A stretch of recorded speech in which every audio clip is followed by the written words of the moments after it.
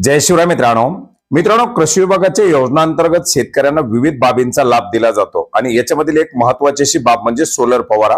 याच बाबीसाठी अर्ज कसा करायचा, अनुदान किती दिलं जातं, याच्याबद्दल सविस्तर अशी माहिती आजच्या व्हिडिओच्या माध्यमातून घेण्याचा प्रयत्न करणार आहोत।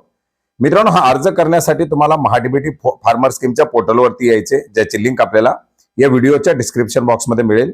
या पोर्टलवरती आल्यानंतर तुम्हाला वैयक्तिक शेतकरीच्या अंतर्गत तुमचा फार्मर आयडी नंबर आणि त्या फार्मर आयडीशी लिंक असलेल्या मोबाईलवरती आलेला ओटीपी टाकून लॉग इन करायचे।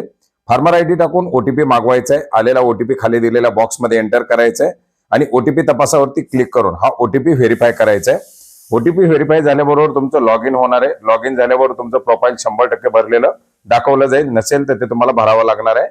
डाव्या बाजूला तुम्हाला घटकासाठी अर्ज करावरती क्लिक करायचे। याच्यावरती क्लिक केल्यानंतर पाहू शकता वेगवेगळ्या बाबी दाखवल्या जात आहेत। याच्या अंतर्गत कृषी यांत्रिकरणच्या बाबी निवडावरती तुम्हाला क्लिक करायचे। याच्यावरती क्लिक केल्यानंतर सर्वात प्रथम आपल्याला तालुका निवडायचा आहे। जर वेगवेगळ्या तालुक्यात जमीन असेल तर ज्या तालुक्यात जमीन आहे तो तालुका निवडायचा आहे, गाव या ठिकाणी दाखवलं जाईल। याच्यानंतर मुख्य घटक निवडायचा आहे, कृषी यंत्र अवजाराच्या खरेदीसाठी अर्थसहाय्य। याच्यावरती क्लिक केल्यानंतर पुढे तुम्हाला बाब निवडावी लागणार आहे की अवजार कुठल्या प्रकारचे। आता याच्यामध्ये आपल्याला मनुष्यचलित अवजाराच्या अंतर्गत हा फवारा येणार आहे, मनुष्यचलित अवजारे निवडायचे। त्याच्यानंतर पुढे आपल्याला जो यंत्रसामुग्री असणार आहे, जो घटक असणार आहे तो निवडायचा आहे। याच्यामध्ये आपण पाहू शकता वेगवेगळ्या बाबी दाखवल्या जात आहेत, ज्याच्या अंतर्गत नांगरणी यंत्र असेल, कापणी यंत्र असेल, फवारणी यंत्र असेल, जी वेगवेगळी यंत्र अवजारे ती आहेत। याच्यामधून आपल्याला पीक संरक्षण अवजारे निवडायचे।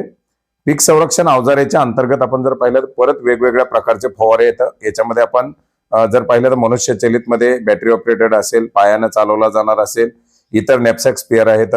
याच्यामध्ये सर्वात शेवटची ऑप्शन आपल्याला दाखवली जाणार आहे सौर चलित नॅपसॅक फवारणी यंत्र, सोलर ऑपरेटर नॅपसॅक स्पेअर। इंग्रजीमध्ये जर तुम्ही सर्च करत असाल तर तुम्हाला ही ऑप्शन दाखवली जाईल। या बाबीला आपल्याला सिलेक्ट करायचे। याला सिलेक्ट केल्यानंतर या योजनेच्या अटी शर्ती जे काही आहेत ते आपल्याला पूर्वसंमतीशिवाय खरेदी करणारे मान्य करायचे आणि जतन करावरती क्लिक करायचे। आता हे जतन केल्यानंतर तुम्हाला याच्या अंतर्गत दुसरी बाब निवडायची का विचारलं जाईल। निवडायची असेल तर होय करायचे, नसेल तर नो करायचे। आता आपल्याला निवडायची नाही, आपण नो केलेलं आहे। नो केल्यानंतर आपल्याला पुढे अर्ज सादर करावा लागणार आहे। आपला अर्ज झालेला नाही, फक्त बाब निवडली आहे। बरेच जण इथं सोडतात, पुन्हा एकदा अर्ज सादर करावरती क्लिक करायचे। अर्ज सादर करावरती क्लिक केल्यानंतर पुन्हा आपल्याला काही ऑप्शन दाखवले जातील, याच्यामधील पहावरती क्लिक करायचे। पहावरती क्लिक केल्यानंतर आपण जी बाब निवडली ती बाब निवडली दाखवली जाईल। ती बाब पाहिजे असेल तर पाहू शकता।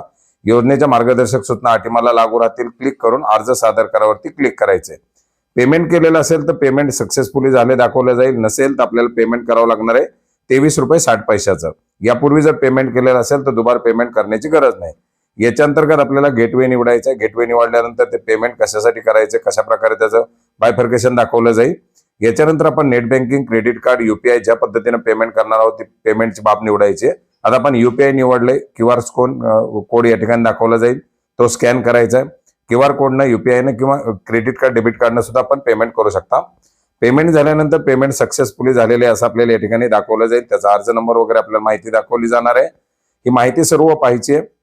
आपलं देयक सक्सेसफुली झाले, अर्ज सक्सेसफुली झालाय। आता आपण जे काही घटक निवडलेले आहेत आपल्या घटक तपशीलमध्ये आपल्याला त्या बाबी दाखवल्या जाणार आहेत। याच्या अंतर्गत लागू केलेल्या घटक मध्ये आपण पाहू शकता आपण जी बाब निवडलेली आहे ती बाब या ठिकाणी आपल्याला समाविष्ट झालेली असं दाखवलं जात आहे। अर्थात आपण हा अर्ज केलाय आणि याची आता पुढची प्रक्रिया सुरू झालेली आहे। मित्रांनो, याच्या अंतर्गत मोठ्या प्रमाणात लक्षांक दिले जातात। सोलर ऑपरेटेड जो काही स्पेअर आहे याच्या वापराला देखील मोठ्या प्रमाणात प्रोत्साहन दिलं जात आहे। याच्या अंतर्गत शेतकऱ्यांना 50% पर्यंत अनुदान दिलं जातं। आता वेगवेगळ्या योजना राबवल्या जात होत्या, जसे की सोयाबीन कापूस मूल्य साखळी विकास, याच्या अंतर्गत 100% अनुदान दिलं जात होतं। मात्र आता या योजनेला 50% अनुदान दिलं जातं। धन्यवाद।